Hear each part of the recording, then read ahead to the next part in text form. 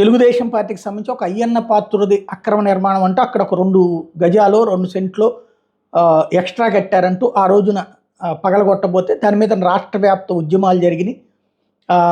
ఆ ప్రభుత్వం నిరంకుశం అన్నటువంటిది కూడా పత్రికలు రాసుకొచ్చినాయి. గుడ్.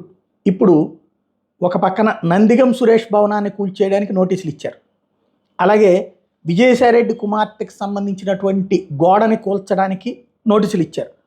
మరోవైపున ఏదైతే పల్నాడు జిల్లా నరసరావుపేట మండలంలో వైకాపా కార్యాలయ భవనాన్ని కూర్చడానికి నోటీసులు ఇచ్చారు. ఇవన్నీ కోర్టులకు వెళ్లాల్సి వచ్చింది. అంటే ప్రతీకార రాజకీయం నడుస్తున్నట్ట నడవనట్ట?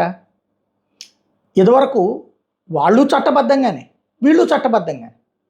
అప్పుడు ఆ చట్టబద్ధంగా చేసిన చర్య ఉన్మాదమైంది, వేధింపులైన, ప్రత్యర్థుల్ని బతకనీయనటువంటి తీరైంది. ఇప్పుడు ఎవరు అది రాయట్లా, నిబంధనలకు విరుద్ధంగాని మాత్రం రాస్తున్నారు. అప్పుడు నిబంధనలకు విరుద్ధంగానే కదా యాక్షన్ తీసుకుంది. అప్పుడు నిబంధనలకు విరుద్ధంగానే యాక్షన్ తీసుకుంటే అది తప్పయింది. ఏది వేధించారు ప్రతిపక్షాలను. ఇప్పుడు చేస్తుంటే వీళ్ళందరూ చట్టాలని మోసం చేసిన వాళ్ళు అవుతున్నారు. ఇదే కవరేజ్లో స్పెషల్ ఆంధ్రప్రదేశ్లో.